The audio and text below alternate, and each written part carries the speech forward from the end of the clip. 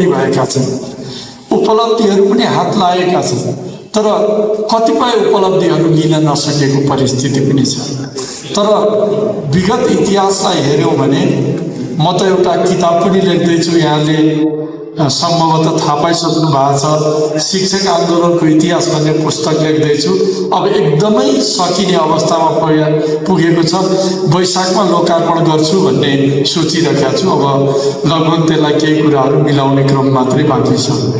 त्यो किन पनि मलाई लेख्न मन लाग्यो भने अहिले पछिल्लो चरणमा आउनुभएका साथीहरू अति योग्य हुनुहुन्छ, परीक्षा दिनुभएको छ, आउनुभएको छ, शिक्षा पेसामा एउटा उत्साह लिएर आउनुभएको छ। तर हिजो के भयो, यो अवस्थामा हामी कसरी आइपुग्यौँ? परिवर्तन एक झमटमा, एक रातमा, एक दिनमा आउँदैन। त्यसका लागि लामो दुःख खपेर आएको एउटा पुस्ता हुन्छ, लामो आन्दोलन गरेर आएको एउटा पुस्ता हुन्छ, परिवर्तनका लागि लडेका अग्रजहरू हुन्छ। ती सबै परिस्थिति पनि वास्तवमा बुझ्न आवश्यक छ। यो आवश्यक रहेछ। अहिलेसम्म त्यो ढङ्गको डकुमेन्टेसन भएको रहेनछ। त्यसकारण त्यो डकुमेन्टेसन चाहिन्छ। यदि त्यो चाहिन्छ भने त्यो काम म नै किन नगरौँ त? शिक्षक आन्दोलनमा पनि लागेकै छु, आन्दोलनको कुरा पनि बुझेकै छु, अलिअलि लेख्ने पनि अरू विशेष त म साहित्य क्षेत्रको लेखेकै छु। यो काम पनि मैले नै किन नगर्ने त भनेर मैले थालेको थिएँ। त्यो लगभग सकिने क्रममा छ। त्यसले पनि धेरै कुराहरू प्रामाणिक रूपमा पनि धेरै कुराहरू समावेश गरेर ल्याएको छ। त्यो चाँडै आउँदैछ। त्यो कुरा पनि मैले यहाँलाई सुनाएँ। अब तर हामीले हेर्दै गयौँ भने अस्ति भर्खरै पनि त्यत्रो ठुलो आन्दोलन गऱ्यौँ। त्यो आन्दोलनलाई एउटा निर्णायक मोडमा पुर्याएर हामीले टुङ्ग्याएको थियौँ। 9 बुँदा मन्त्री परिषदबाट निर्णय गरायौँ। साथीहरूले सहमति भन्नुहुन्छ, त्यो सहमति होइन, मन्त्री परिषदको निर्णय हो। मन्त्री परिषदको निर्णयको स्ट्याटस नियावली सरह हुन्छ। नियावली, शिक्षा नियावली भन्छौँ नि, त्यो निर्णय त्यो सरह हो। तर अझै त्यो पनि कार्यान्वयनमा आउन सकेको छैन। त्यो कार्यान्वयनका लागि पनि हामी लागिरहेका छौँ। तर अनि त्यत्रो गर्दा पनि पुरा भएन, अब के हुन्छ भन्ने खालको निराशा पनि साथीहरूमा छ। तर आदरणीय साथीहरू, हिजो भएन आज हुन्छ, आज भएन भोलि हुन्छ, तर हुनुको विकल्प छैन। म तपाईँलाई एउटा उदाहरण दिन्छु। यसपटक पनि उठेको 2036 सालमा 15 बुँदे मागपत्र पेश गरिएको थियो। ती 15 बुँदे मागपत्रका तपाईँहरूलाई साथीहरूले भन्नुहुन्छ 36 सालको आन्दोलनले सबै माग पुरा गर्यो भने अहिलेको आन्दोलनले किन सक्दैन, किन भएन भन्ने कुरा पनि उठ्छ। तर आदरणीय साथीहरू, त्यो सत्य कुरा होइन। 36 सालमा उठाएका 15 बुँदे मागमध्ये 3वटा माग आजका मितिसम्म पनि पुरा भएका छैनन्। त्यो के हुन् म तपाईँलाई सुनाउँछु। 36 सालमा उठेको एउटा माग थियो, शिक्षक र निजामतीको सेवा सुविधा बराबर हुनुहुन्छ। ग्रेड र निमावी प्रथमको तलब बराबर भएको छ। अहिलेसम्म ग्रेडमा विभेद आजका मितिसम्म छ। त्यो माग कहिलेको रहेछ? 2036 सालको। 2036 सालको माग हो शिक्षकको मर्यादा क्रम कायम हुनुपर्छ। आजका मितिसम्म तपाईँहरूका अगाडि आएर म बोलिरहेका छु, मर्यादा क्रम कायम भएको छ? छैन। विशिष्ट श्रेणीको प्रबन्ध हुनुपर्छ भने 36 सालको 15 बुँदे मागमध्येको एउटा माग हो। त्यो माग आजसम्म पुरा भएको छैन। 36 सालमा उठेका मागहरू, 36 सालमा भएका सहमतिहरू, आजसम्म कतिपय सहमतिहरू कार्यान्वयनमा भएका छैनन्।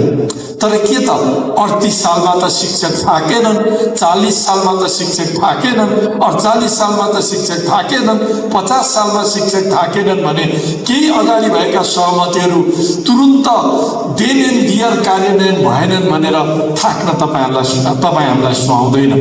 हिजोको विगतलाई हेरेर हामीले हाम्रा कार्यक्रममा निरन्तरता दिउँ, हाम्रो अभियानमा निरन्तरता दिउँ, आन्दोलनमा निरन्तरता दिउँ। यसपटक हामीले एजेन्डाहरू स्थापित गरेका छौँ। ती एजेन्डामा निरन्तरता दिउँ भने ती अवश्य समय केही लाग्न सक्छ, स्थापित भएर जान्छ। त्यसैले त्यसमा हामीले निराश हुनुपर्ने कुनै कारण छैन।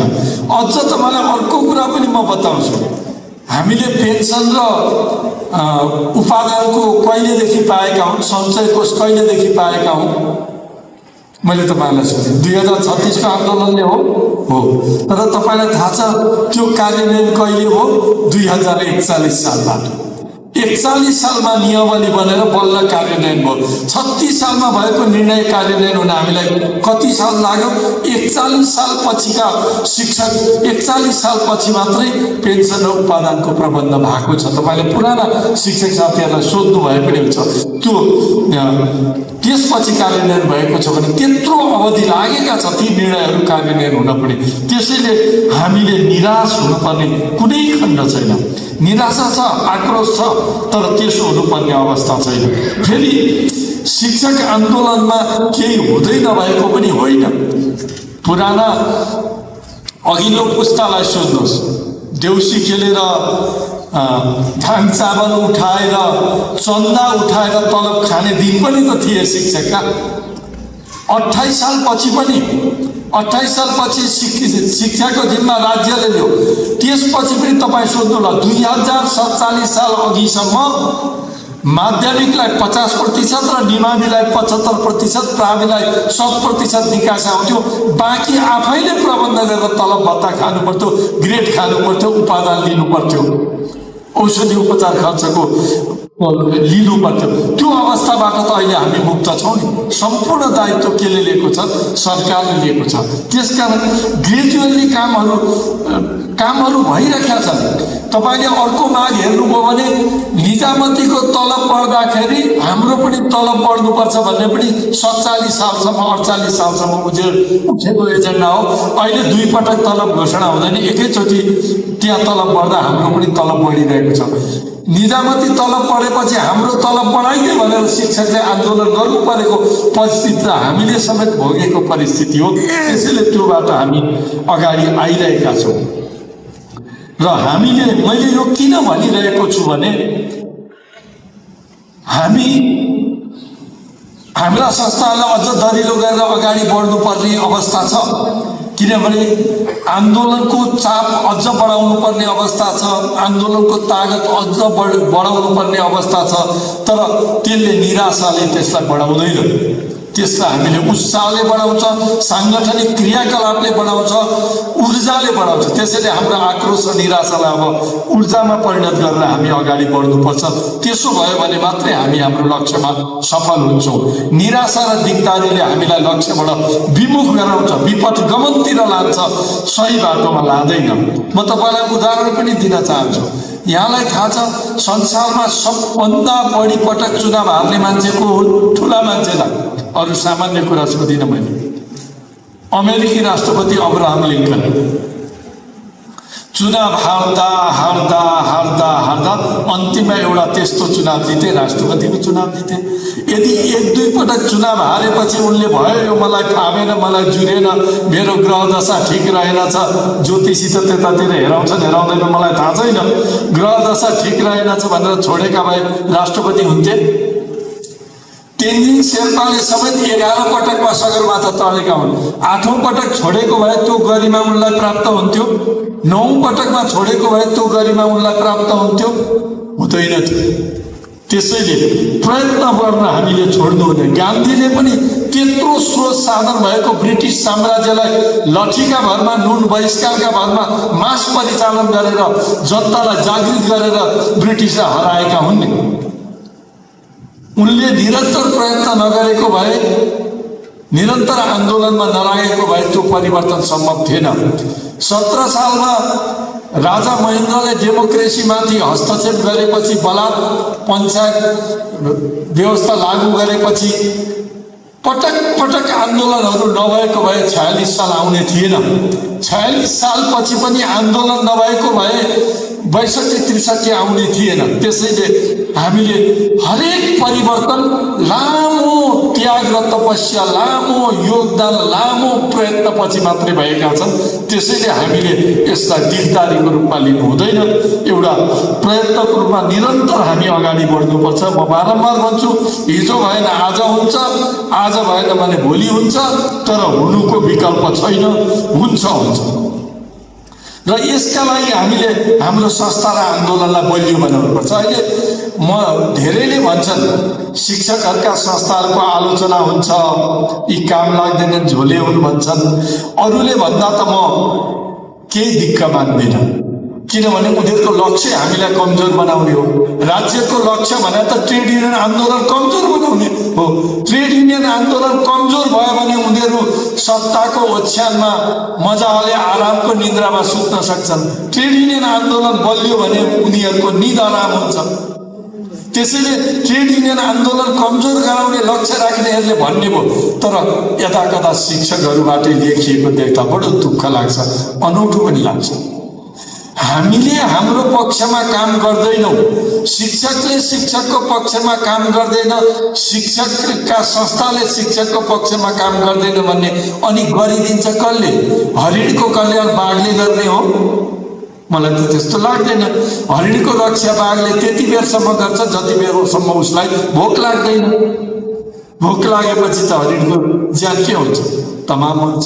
त्यसैले हामीले हाम्रा संस्थालाई बुझेर जानेर नजानेर पनि संस्थाहरूमाथि गरिने आक्रमण, संस्थाको अस्तित्वमाथि गर्ने अनावश्यक आलोचना हो। संस्थाभित्र आलोचना छलफल हुनुपर्छ, तर आन्तरिक बैठकहरूमा सामाजिक सञ्जालमा आउनु पर्ने त्यस्ता आक्रमणहरू आत्मघाती आक्रमणहरू, त्यस्ता आक्रमणबाट हामी बच्नु पनि पर्छ र साथीहरूलाई पनि नगर्नका लागि हामीले सुझाउनु पर्छ। अहिले पछिल्लो आन्दोलनको बारेमा बोल्छु। पछिल्लो आन्दोलनमा सिन्धुपाल्चोक जिल्लाप्रति अत्यन्त आभारी छौँ हामी। केन्द्रीय समितिको तर्फबाट, राष्ट्रिय समितिको तर्फबाट यहाँलाई आभार, यहाँको गौरवपूर्ण सहभागिताको लागि। त्यतिखेरको संस्थाले बुझाउनु पर्ने सम्पूर्ण शुल्क यो संस्थाले, यो जिल्लाले बुझाएको छ, त्यसका लागि र त्यहाँ गौरवपूर्ण सहभागिताका लागि, निरन्तरको सहभागिताका लागि। कतिपय ठाउँमा यसो आउनुभयो, 2-4 दिन यसो गर्नुभयो, जानु पनि भयो, तर तपाईँहरू त्यहाँ निरन्तर डट्नुभयो, त्यसका लागि अत्यन्त आभार प्रकट गर्न चाहन्छु। तपाईँहरूको मुक्त कण्ठले प्रशंसा पनि गर्न चाहन्छु। आन्दोलन भयो, आन्दोलनमा हामी थाकेनौँ। नेतृत्व धेरै दबावमा हुन्छ। हामी नेतृत्वमा बसेका मान्छेलाई सबै दलका ती ठुला नेता जो राज्य चलाएका छन् तिनीहरू सबैसँग दोहोरो चिन्जान पनि हुन्छ। सत्तामा हुने मान्छेहरू आन्दोलन चाहँदैनन्, आन्दोलन नहोस् भन्ने चाहला। त्यो खालका दबाव पनि हामीहरू बिचमा पक्कै थिए, तर त्यति हुँदा पनि हामी झुक्यौँ न, डरायौँ, हामी लड्यौँ, उभियौँ, टिक्यौँ। तर पछिल्लो चरणमा आन्दोलनलाई काहीँ न काहीँ गएर एउटा बुँदामा टेकेर समापन। आन्दोलन भनेको त निरन्तर अविच्छिन्न त हुँदैन नि त, सधैँका लागि त हुँदैन। 2 वर्ष 4 वर्ष त आन्दोलन गर्न सकिँदैन। म तपाईँलाई सोध्छु, अरू 3 महिना आन्दोलन गर्न सक्ने अवस्थामा हामी थिएनौँ। हाम्रै साथीहरूलाई अप्ठ्यारो पर्न थालिसकेका थियो। यो आन्दोलन कुनै न कुनै रूपमा टुङ्गिनुपर्छ भन्ने अप्ठ्याराहरू आइसकेका थियो। त्यसलाई एउटा सुरक्षित अवतरण, फेरि ऐन जारी हुने कुरा, हाम्रो त ऐन जारी गराउने थियो नि त। ऐन जारी हुने कुरा आन्दोलनको मात्रै विषय होइन, सरकारको मात्रै एकल निर्णयको विषय होइन, त्यो संसदीय प्रक्रियाभित्रको थियो। तर हामीले आन्दोलन नगरेको भए जसरी अघिल्ला 3वटा अधिवेशनमा त्यो विद्यालय शिक्षा विधेयक चटपटाएन, त्यो अधिवेशनमा पनि चटपटाउने थिएन। हामीले आन्दोलन गरेपछि त्यो उपसमिति समिति हुँदै संसदसम्म त आयो नि। त्यसका त्यो आन्दोलनले गर्दा ल्यायो। त्यहाँ पनि सुरुमा त्यो विधेयकमा 27वटा विषयमा सुधार हो। 40वटा विषय हामीले उठाएका थियौँ, 27वटा विषयमा सुधार हो, 13वटामा सुधार हुन बाँकी थियो। त्यो 13वटा मध्ये पनि 4-5वटा विषय हामी राष्ट्रिय सभाबाट सुधार गराउने, अनि बाँकी विषयका लागि फेरि पछि लड्ने। सबै विषय 100% चाहिन्छ भन्दै गर्दा त्यो नआउने खतरा बढिरहेको थियो। त्यसकारण 100% हुनुपर्छ भनेर 1% पनि नआउने 0% बनाउनुभन्दा 70-75% लिएर बाँकीका लागि फेरि लड्नु चाहिँ ट्रेड युनियन आन्दोलनका लागि श्रेयकर हुन्छ भनेर बुझेर हामीले त्यो सहमति गरेका थियौँ। 9 बुँदे पनि हामीलाई मन्त्रीले भन्नुभएको थियो, यति त विश्वास गरिदिनु कम्तीमा यहाँ सहमति गरौँ अनि हामी मन्त्री परिषदको बैठकमा जान्छौँ भनेर तत्कालीन शिक्षा मन्त्री र गृहमन्त्रीले भन्नुभएको थियो। मैले भने यो तपाईहरू र हाम्रो व्यक्तिगत कुरा होइन, रघुजी पन्त र लक्ष्मीप्रसाद सुवेदीको व्यक्तिगत भएको भए विश्वास गर्दा हुन्थ्यो होला। यो सामूहिक कुरा हो र ढाँटको निम्तो खाएर मात्रै पत्याउनुपर्छ। शिक्षकलाई राज्यले बारम्बार ढाँट्या हुनाले पहिले मन्त्री परिषद जानु, निर्णय गरेर आउनु, अनि यहाँ पत्रकार भेटघाट हुन्छ भनेर हामीले पहिले उहाँलाई मन्त्री परिषदमा बोलाएर मन्त्री परिषद त्यही विषयमा मन्त्री परिषद बसेर निर्णय गरे होइन। आजसम्म शिक्षक आन्दोलनलाई सम्बोधन गर्न मन्त्री परिषद बैठक बसेको दोस्रो उदाहरण यहाँहरूसँग छैन। त्यस्तो बाध्य पारेर गरेका थियौँ। तर वैशाख 17 गते निर्णय हुन्छ, जेठ 15 गते बजेट आउँछ, असार 23 गते मात्रै त हो नि उहाँहरूको जागिर गरेको त, भदौ 23 गते। त्यो बिचमा दिन गर्ने भने कतिवटा दिन हुन्छ? त्यति दिनसम्म पनि त्यसलाई कार्यान्वयनमा नलाउनु उहाँहरूले पनि इमान्दारितामा देखाएको गैर इमान्दारी हो। त्यो इमान्दारिता देखिएन। त्यसकारण अहिले हामीले सोचेको कार्यसूचीमा हामीले त असार 15लाई बनाएको थियौँ नि त संसदबाट पास हुने त। असार 15मा प्रतिनिधि सभाबाट पास भएको भए त साउन 15सम्ममा त प्रक्रिया सकेर ऐन जारी हुन्थ्यो नि त। जेनजी आन्दोलन त कहिले हो त? भदौ 23मा भयो। त्यसकारण पर्याप्त अवधि दिँदा दिँदै उहाँहरूले त्यो काम समयमा गर्न सक्नु भएन। त्यसमा थुप्रै दोषी छन्। तत्कालीन समितिका सभापति दोषी छन्। समितिभित्र बसेर केही पूर्व मन्त्रीहरू, मैले नाम लिन किनभने सबै नाम लिनु हुँदैन, योग्य नाम मात्रै लिनुपर्छ। त्यहाँ केही पूर्व मन्त्रीहरू के गरेर यसलाई बिगार्ने, सकेसम्म शिक्षकको हित विपरीत काम गर्ने, होइन भने पनि यसलाई अल्बल्याउने, आउन नदिने खेतीमा लाग्नु भएको थियो। उहाँहरू पनि दोषी हुनुहुन्छ। संसदमा समितिमा बसेर एक शब्द नबोल्ने समितिभित्रका सांसदहरू पनि छन्। जुन दलका भए पनि ती पनि दोषी हुन्। त्यहाँ बोलेर त्यसलाई अगाडि पठाउनु पर्छ। त्यो ढिलो। हामीले त अर्को चरणको आन्दोलन सुरु गरेका थियौँ। दबाब सिर्जना गर्दा गर्दा गर्दा गर्दा बल्ल बल्ल भदौ 12 गते त्यो संसदमा दर्ता भयो। अब भदौ 12 गते दर्ता भएको 13 गते छलफल गरेर राष्ट्रिय सभामा पठाइदिएर राष्ट्रिय सभाले 2 दिन 3 दिनमा सकेर यता 17-18मा राष्ट्रपतिकामा पठाइदियो भए त सकिया थियो नि त। त्यतिखेर गर्दा पनि मैले तत्कालीन मन्त्रीज्यूलाई, शिक्षा मन्त्रीज्यूलाई यो चाहिँ गरिदिनु र यो 18 गते कि कहिले उहाँ विदेश जानुभयो, त्योभन्दा अघि गरेर सकेर जानिदिनु न भन्दा त्यो विधेयक त्यहाँ छँदैछ, हामी छँदैछौँ, आराम गरौँला न, 10ैसम्म संसद चल्छ, भ्याइन्छ भनेर उहाँले त्यो कुरा नसुनिरहनु। अस्ति एउटा कार्यक्रममा उहाँसँग भेट भयो। त्यहाँ चाहिँ उहाँको नियत प्रष्ट भयो। उहाँले के भन्नुभयो भने राष्ट्रिय सभामा पुर्याएर अनि प्रतिनिधि सभामा ल्याएर होल्ड गरेर आउने हिउँदे अधिवेशनमा मात्रै जारी गर्ने हाम्रो योजना थियो भनेर उहाँ त्यहाँ भन्नुभयो। आखिर ढिलो गर्न त त्यहाँ पनि मकसद रहेछ। त्यसैले दोषको लामो श्रृङ्खला छ। एउटा दोष हामीप्रति पनि छ। हाम्रा यति धेरै माग भए, यति धेरै इन्ट्रेस्ट भए, एउटा माग मात्रै अलिकति फरक पर्ने बित्तिकै त्यो स्टेक होल्डर केन्द्रमा महासङ्घमा पनि डाङ्गाडुङ्ग गर्न आइपुग्ने भयो, उता पनि। त्यसकारण सबै चिजलाई एकैचोटि सम्बोधन गराएर ल्याउँछु भन्नुभयो भने तपाईँले घाँस काट्न जाँदा पनि एकैचोटि भारी पुर्याउन खोज्नुभयो भने घाँस काटिँदैन, मुठी मुठी गरेर काट्ने हो। मुठी मुठी काट गरेर मुठा बनाउने अनि मुठा मुठा गरेर भारी पुर्याउने हो। त्यो सत्यलाई बुझ्यौँ न भने, म त विज्ञानको विद्यार्थी, जब क्षेत्रफल बढ्छ दबाब कम पर्छ, चाप कम पर्छ, त्यो सत्यलाई बुझ्यौँ न भने भोलिका आन्दोलनमा पनि हामी जटिलतामा फस्छौँ। आएका कुरा लिने र बाँकी कुराका लागि फेरि लड्ने ढङ्गले ट्रेड युनियनहरू आन्दोलनलाई अगाडि लानुपर्छ। यही क्रमले नै अहिलेसम्मका हामीले उपलब्धि आर्जन गरेका हौँ। अन्यथा शिक्षक आन्दोलनमा उपलब्धिहरू यहाँसम्म आइपुग्ने थिएन। अब 9 मुद्देमा पनि अब त हामीसँग उपाय छैन। अब त्यसमा कसैको दोष छैन। फेरि ढिलो गर्नमा सत्तारूढ दलहरू, तत्कालीन मन्त्री समितिका सभापति लगायत मान्छेहरू दोषी छन्। तर अब नआउनमा पछिल्लो चरणमा त्यो कसैको बसमा थिएन। संसद विघटन भयो, शिक्षक नेतृत्वले रोक्न सक्थ्यो, महासंघले रोक्न सक्ने कुरा हो यो। 23-24 को आन्दोलन महासंघको बसमा थिएन। अनि संसद विघटन हामीले रोक्न सक्दैनथ्यौँ। संसद विघटन भइसकेपछि प्रक्रियामा भएका सबै विधेयकहरू निष्क्रिय हुन्छन्। अब त्यो हाम्रो क्षमताभन्दा बाहिर पुग्यो।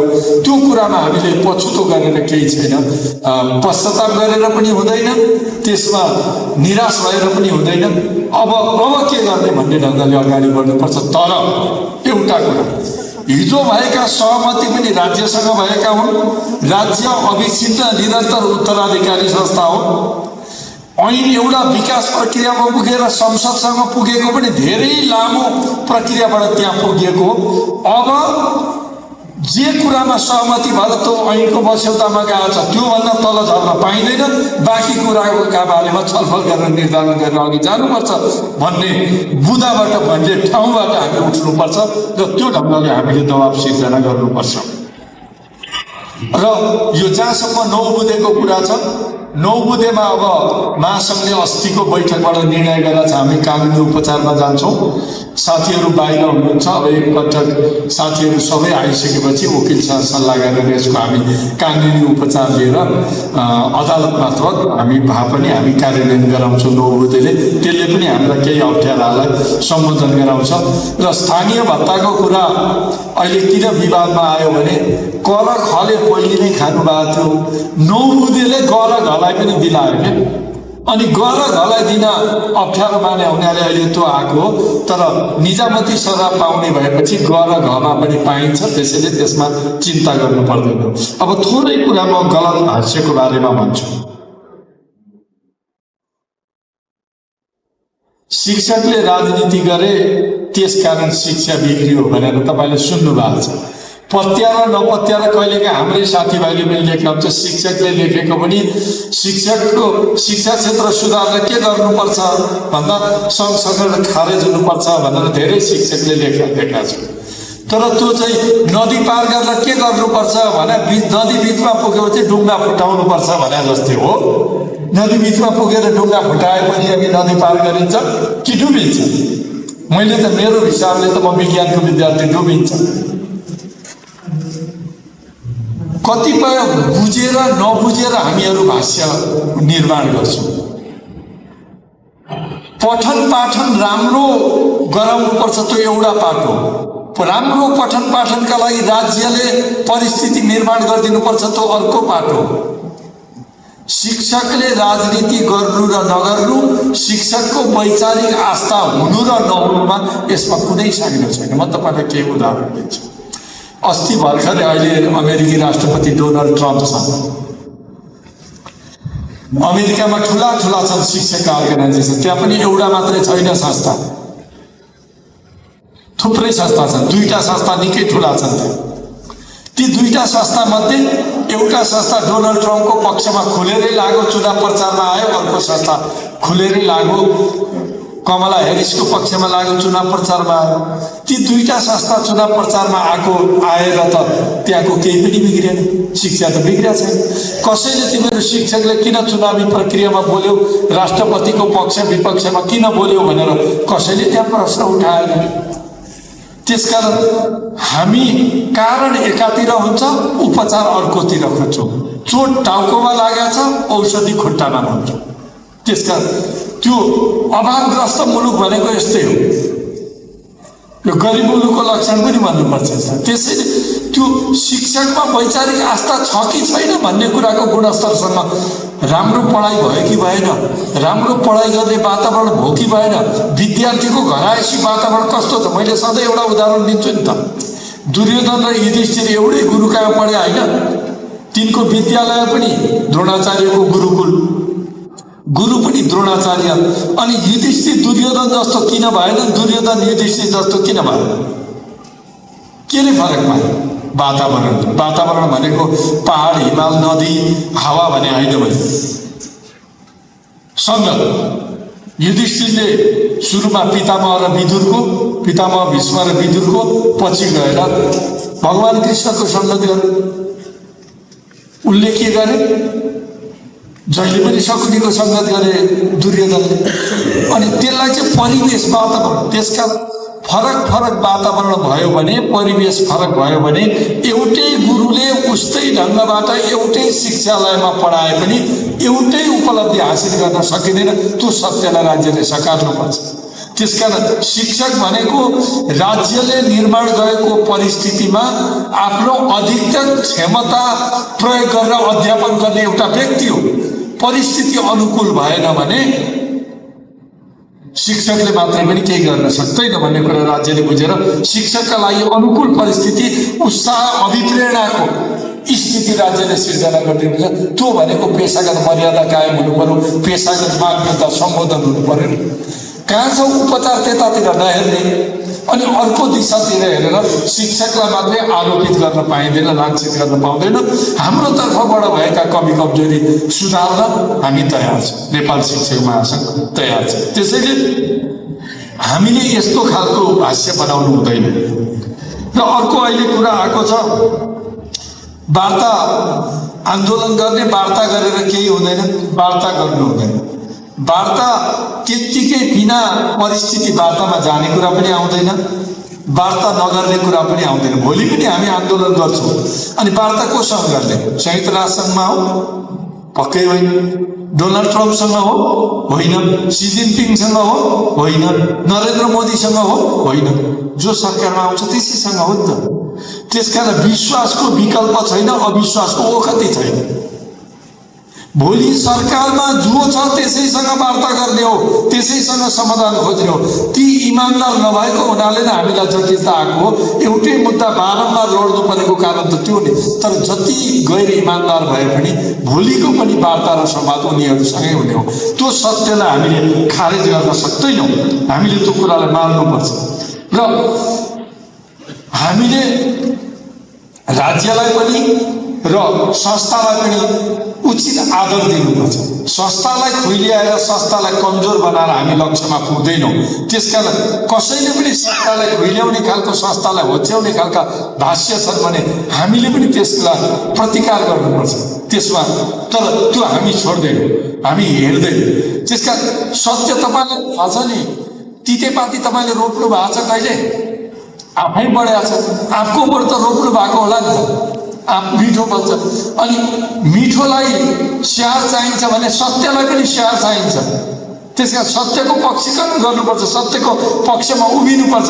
होइन भने असत्यले चाहिँ, तपाईँले जब सत्यलाई साथ दिनु भएन भने असत्य प्रभावी हुन्छ। अहिले नेपालमा हुँदैछ त्यही भइरहेको छ। तपाईँले नसोचेका कुरा भइरहेको छ विभिन्न क्षेत्रमा। त्यसकारण त्यो मद्दत हामी सबैले गर्नुपर्छ। अनि केही साथीहरू भन्नुहुन्छ, ल जेनजीले 2 दिनमा सरकारै उल्टाइदियो, उलटपुलट गर्यो, हामीले 29 दिनमा केही गर्न सकेनौँ, हामीले पनि त्यस्तै गर्नु पर्थ्यो। हाम्रो पेसागत चरित्र त्यो हो र? हामी त्यसरी गर्न सक्छौँ? भोलि पनि आन्दोलन त्यस्तो हुँदैन। भोलि पनि हाम्रो आन्दोलन हिजो जस्तै संयमितै हुन्छ। तपाईँले जतिवटा पर्खाल खडाइदिनु भयो भने पनि, जतिवटा पहाड पहिरो झारिदिनु भयो भने नदीले आफ्नो बग्ने चरित्र छोड्दैन। त्यो कहाँ पुग्छ? समुद्रमा पुगेरै छोड्छ। हामीले हाम्रै बाटोमा, हाम्रै मर्यादामा, हाम्रै सीमामा बसेर आन्दोलन गर्ने हो। अरू के गरेर सफल भए त्यस्तो होइन। हाम्रो लक्ष्य राज्य सत्ता कब्जा हो थियो, भोलि पनि हाम्रो हुन्छ हुँदैन। हामी त पेसागत माग्नु त राज्यमा त जो छन्, हिजो जो थिए आज जो छन् तिनीहरूसँगको हाम्रो सम्बन्ध समदूरीको सम्बन्ध हो। त्यसैले हामीले हाम्रो वर्गीय चरित्रलाई छोड्नु हुँदैन। जति गणेशमा सुड सुहाएको होला, शिवमा विष्णुमा त्यो सुड सुहाउँदैन। घोडामा पुच्छर सुहाएको छ नि, मान्छेलाई सुहाउँछ? सुहाउँदैन। त्यसैले जे हो त्यही चरित्रबाट हामी अगाडि बढ्नुपर्छ। अब थोरै कुरामा सरकारको बारेमा भन्छु।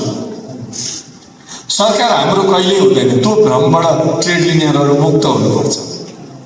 अहिले हामी यहाँ मध्येका मान्छे प्रधानमन्त्री भयौँ भने पनि हामी शिक्षक रहँदैनौँ, शिक्षकको हुँदैनौँ।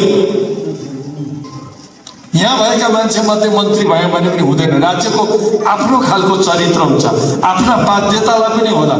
एउटा सानो प्रसङ्ग त ल्याउँछु यहाँ, म राज्यको चरित्र बुझाउनु। महात्मा गान्धीको निधन 1947 मा भयो। उहाँ निधन भएपछि स्वर्ग जानुभएछ। स्वर्ग जाने बित्तिकै उहाँले यमराजलाई सोध्नु भएछ, मेरा 3वटा बाँदर थिए, ती कहाँ छन् अहिले? अनि गान्धीजी तपाईँका बाँदर त स्वर्गमा बस्नै मानेनन् नि, पृथ्वीमा फर्किहाल्यो भनेछ। अनि के गर्दैछ त ती बाँदर? पृथ्वीमा त मैले त भेटिनँ भने। ती बाँदर मध्ये जुन कान सुत्दैन थियो, बहिरो थियो, त्यो सरकार भएको छ। जो अन्धो थियो त्यो न्यायालय भएको छ। जो लाटो थियो त्यो जनता भएको छ। ल हेर्नुहोस्, यसले संसारको राज्य सत्ताको प्रकृतिको बारेमा बताउँछ। यो लाक्षणिक होला होइन, सिम्बोलिक होला। त्यस्तो परिस्थिति छ। राज्य भने त्यस्तो हो। राज्यमा कुर्सीमा बस्दा छ 3टा 4टा अङ्गले काम गर्दैन। कानले अर्काको कुरा सुन्दैन, आँखाले अर्काको दुःख देख्दैन, मुखले अर्काको पीडा बोल्दैन, हृदय त हुँदैन सिद्धिको। त्यति भएपछि त्यो के भयो? जड हो, पत्थर हो। त्यस्ता मान्छेहरूसँग हामीले डिल गर्नुपर्छ। त्यो जुनसुकै दलबाट गएको होस्, जुनसुकै पृष्ठभूमिबाट गएको होस्, मैले दल सापेक्ष कुरा गरिरहेको छैन, पृष्ठभूमि सापेक्ष कुरा गरिरहेको छैन। अनि एक थरी साथीहरू अहिले भन्नुहुन्छ अब त नयाँ आएका छन्, यिनले गर्छन्, गर्ला। तर तपाईँले पहिली मर्निङ सोच द डे सिम्पटमबाट हेर्न सक्नु भएन भने, लक्षणबाट हेर्न सक्नु भएन भने हामी सही परिणाममा पुग्दैनौँ। अहिले सत्तासीन हुने क्रममा रहेका भनेको ट्रेड युनियन अधिकार विरोधी हुन्। अनि ट्रेड युनियन अधिकार विरोधीले चाहिँ ट्रेड युनियनको कुरा ज्यादा सुन्ला। त्यो त के हो भने, मानिलिनुहोस् जङ्गलभरिका हरिणहरू मिलेर गैँडालाई राजा चुनेछन्। गैँडा राजा हुन्जेली त घाँस गैँडाले खाइदिए पनि, उनलाई लखेटे पनि कम्तीमा हरिण त मार्दैन त, मासु त खाँदैन त। अनि गैँडाको ठाउँमा बाघलाई लगेर अथवा सिंहलाई लगेर राजा बनायो भने के हुन्छ? अरे ट्रेड युनियन विरोधीहरू अहिले हाबी भएका छन्। सत्तामा मात्रै भन्दिनँ, समाजमा ट्रेड युनियन विरोधी भाष्यहरू जबरजस्त खडा गरिँदैछ। ती भाष्यहरू सबै हाम्रा लागि प्रतिकूल भाष्यहरू हुन्। त्यसकारण त्यो खालको अपेक्षा गर्न सकिँदैन। अघि साथीहरूले भन्नुभयो ट्रेड युनियनहरू खारेज गर्छन्। म हुँदै गरेका सम्माननीय प्रधानमन्त्री, सत्तारूढ हुँदै गरेको दललाई पहिले एकपटक गम्भीर भएर चेतका साथ संविधान पढ्नमा हार्दिक आग्रह गर्छु। संविधान हामीले पनि पढेका छौँ, शिक्षण पेसामा छौँ, 12 खरी हामीले पनि चिनेका छौँ। संविधानको धारा 34 को उपधारा 3 रहेसम्म हाम्रा संस्थाहरूलाई कसैले सुन्न सक्दैन। त्यो श्रम ऐनको धारा दफा 6 हुन्जेली हामीलाई श्रम ऐनले पनि रक्षा गरेका छ, संविधानले पनि रक्षा गरेका छ। त्यसैले कि त यो संविधान परिवर्तन हुनु पर्यो। अब हामी लोकतन्त्रमा छैनौँ, अब एकदलीय तानाशाही सुरु हुँदैछ, हामी जे चाहन्छौँ त्यो गर्छौँ भन्ने लाइनबाट उहाँहरू आउनुभयो भने त्यसको प्रतिरोधको अर्कै विषय होला। तर यो संविधान रहेसम्म हाम्रा संस्थालाई कसैले खारिज गर्न सक्दैन। त्यो आशा कसैले नगरे हुन्छ। न्यायालय छ, कोही त्यसरी आयो भने संविधान हेरेर न्यायालयले पनि फैसला दिन्छ। लोकतन्त्रमा ट्रेड युनियन अधिकारमाथि आक्रमण गर्न सकिँदैन। तर हाम्रै साथीहरू खारिज गर्छ अरे यी संस्था रहन्छन् कि रहेनन्, हो कि होइनन् भनेर सोध्नुहुन्छ। मैले बारम्बार उदाहरण गर्दै गरेको छु। तपाईँको घरमा लाल पूर्जा होला, कहिले त्यो लाल पूर्जा लिएर छिमेकीलाई यो मेरो लाल पूर्जा हो कि होइन, यो घर मेरो हो कि होइन भनेर सोध्नु भएको छ? सोध्नु भएको छैन, किनभने जरुरी छैन। त्यसैले संविधानमा लेखेपछि कसले के गर्छ भनेर अर्कालाई सोधिरहनु पर्ने जरुरत छैन। हाम्रा संस्था थिए, छन् र हुनेछन्, त्यसका लागि कसैले केही गर्न सक्दैन। फेरि अर्को कुरा पनि छ, UN को विशेष संस्था हो ILO। ILO को आबद्ध संस्था हो EI। EI का आबद्ध संस्था छन् यी संस्थाहरू। कुनै संस्थाहरू फिसेमा छन्। त्यत्रो अन्तर्राष्ट्रिय आबद्धता भएका पहिचान भएका संस्थालाई एउटा कुरैलेलाई मन लाग्यो अरे, कसैलाई लहर चल्यो अरे जे पायो निर्णय गर्न सकिन्छ, त्यो कुनै सम्भावना छैन। त्यसैले हामीले त्यो पट्टि डराउनु पर्ने छैन। अनि एक थरी छन्, मैले अस्ति सुने, नाम लिन्न किनभने लिन योग्य छैन, म भनिहालेँ, शिक्षकको बारेमा जे पायो बोल्दैछन्। मैले उनलाई त्यति अनुरोध गर्छु, शब्दकोश पल्टाएर हेऱ्यो भने राम्रा शब्द पनि छन्, नराम्रा पनि शब्द छन्। शब्दकोशका सबै शब्द म चाहिँ बोल्न सक्दिनँ, हामी शिक्षकले चाहिँ बोल्न सक्दैन। मलाई पनि त्यो अनुशासन सिक्न र बुझ्न, त्यो मर्यादा बुझ्न म हार्दिक आग्रह गर्दछु। शब्दकोशमा जे छन् ती जम्मै हेरेर घोकेर आएर बोल्ने होइन, बोल्न नहुने शब्द पनि हुन्छ नि शब्दकोशमा, त्यति कुरा। र म कहाँ छु भन्ने नबुझिकन कम्तीमा त्यो पदको सम्मान राख्न पनि आफ्नो अभिव्यक्तिलाई नियन्त्रण गरेर सोचेर बोल्न अब आइन्दा म हार्दिक आग्रह गर्छु। संस्थागत रूपमा हामीले बोलिसकेका छौँ। अब दुई खालको प्रवृत्ति हुन्छ मान्छेमा, हामीभित्र पनि हुन्छ। एक खालको प्रवृत्ति छ त्यो म जे गरे पनि सुध्रिदिनँ, अर्को प्रवृत्ति छ अर्काले जे भन्यो त्यही पत्याइदिने। दोस्रो प्रवृत्तिबाट हामी बढी प्रताडित छौँ। त्यसैले अब बजारमा आएका, सञ्जालमा आएका कुरालाई नपत्याउन म हार्दिक आग्रह गर्छु। त्यसलाई परख गरेर मात्रै पत्याउन प्रवृत्तितिर हामी लाग्नुपर्छ।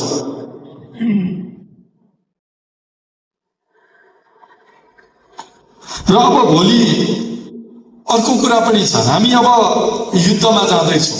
युद्धको अर्थ हामी बन्दुक बोक्छौँ भनेको छैन मैले। अब नयाँ सरकार गठन गरेपछि मैले अस्ति भनिसकेँ तपाईँहरूलाई, पहिले त हामी नयाँ शिक्षा मन्त्री र प्रधानमन्त्रीलाई भेट्न जान्छौँ, हाम्रा एजेन्डाहरू पनि लिएर जान्छौँ। उहाँहरूले त्यसलाई कुन ढङ्गबाट लिनुहुन्छ त्यो हामी परख गर्छौँ।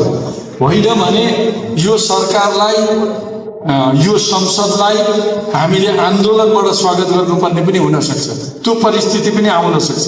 र हामी आन्दोलनमा जान्छौँ। र आन्दोलनका लागि, युद्धका लागि सबभन्दा आवश्यक वस्तु भनेको युद्धको योजना, युद्ध गर्ने मनोबल र सेना। अब हामीले युद्धका लागि सेना तयार गर्नुपर्छ। सेना भनेको के हो? हाम्रा संरचना हो। सबै ठाउँमा महासङ्घको संरचना पनि हामीले निर्माण गर्न सकेका छैनौँ। त्यसमा तपाईँ हामी मध्ये नै कसैले तान अडाएर संस्थालाई संस्थाको रूपमा नदेखेका कारणले, नबुझेका कारणले यस्तो भइरहेको छ। अब त्यो कुराबाट हामी मुक्त हुनुपर्छ। सबै संरचना खडा गरेर चाँडोभन्दा चाँडो महासङ्घलाई हामीले बलियो बनाएर जानुपर्छ। बलियो संस्थाले मात्रै युद्ध जित्न सक्छ, बलियो सेनाले मात्रै युद्ध जित्न सक्छ, प्रतिबद्ध सेनाले मात्रै युद्ध जित्न सक्छ। हारेको मानसिकताको, पराजित मानसिकताको, आत्मबल बिनाको 1000 जनाभन्दा आत्मबल भएको 10 जनाहरू बलियो हुन्छन्। प्रतिबद्ध मानसिकताका 10 जना बलियो हुन्छ। त्यसैले हामीले त्यो मानसिकतामा अगाडि बढ्नुपर्छ। र त्यसरी हामी गयौँ भने हामी, मलाई के लाग्छ भने सफल हुन्छौँ र यो ऐन ल्याउन हामी जारी गर्न सक्छौँ। तर अहिलेकै स्थितिमा नेपाल शिक्षक महासङ्घले, यसका आबद्ध सम्बद्ध संस्थाले बलियो ढङ्गबाट प्रस्तुत भएनन् भने ट्रेड युनियन विरोधीहरू हावी भएको बेला ऐन त आउला, आएको ऐन हाम्रो पक्षमा नहुन सक्छ। हामीलाई ऐन मात्र चाहिएको होइन, हाम्रा माग मुद्दा सम्बोधन गर्ने अग्रगामी चाहिएको। त्यसैले हिजोभन्दा बलियो आन्दोलन अब आवश्यकता छ। हिजोको आन्दोलनले केही भएन, अब हुँदैन, होइन। हिजोको आन्दोलनमा बल पुगेन, अझ बढी बलका साथ हामी आन्दोलनमा जानुपर्छ भन्ने मानसिकताबाट अगाडि जानुपर्छ। हिजोका आन्दोलनमा केही कमी कमजोरी भयो भने त्यसको जिम्मा हामी नेतृत्वलाई दिनुहोस्, हामी जिम्मा लिन्छौँ। त्यो दोष कुनै छ भने हामी दोष पनि लिन तयार छौँ। तर त्यसबाट अब झन् ठुलो आन्दोलन गर्नबाट उन्मुक्त तपाईँ हामी कोही हुन सक्दैन। त्यो आन्दोलनको हामी तयारी गरौँ। संस्थाहरू बलियो भयो भने मात्रै, आबद्ध सम्बद्ध संस्था बलियो भयो भने नेपाल शिक्षक महासङ्घ बलियो हुन्छ। नेपाल शिक्षक महासङ्घ बलियो भयो भने शिक्षक आन्दोलन बलियो हुन्छ। शिक्षक आन्दोलन बलियो भयो भने उपलब्धि, इच्छित उपलब्धि प्राप्त हुन्छ, उपलब्धि बलियो हुन्छ। आजकै मितिबाट अब निकट भविष्यमा आन्दोलन हुँदैछ, हामी हाम्रो संस्थालाई बलियो बनाऊँ, हाम्रो हतियारलाई अर्जापौँ र अघि लागौँ भन्ने मानसिकताका साथ तयार हुन आग्रह गर्दै यति महत्त्वपूर्ण कार्यक्रममा मलाई आमन्त्रण गर्नुभयो। न्यानो आतिथ्य र आमन्त्रणका लागि धन्यवाद दिँदै यो दोस्रो जिल्ला परिषदको पूर्ण सफलताको शुभकामना व्यक्त गर्दै यहाँहरूबाट बिदा हुन्छु। धन्यवाद, नमस्कार, अभिवादन। हस्, धेरै धेरै धन्यवाद श्रद्धेय अध्यक्षज्यूलाई।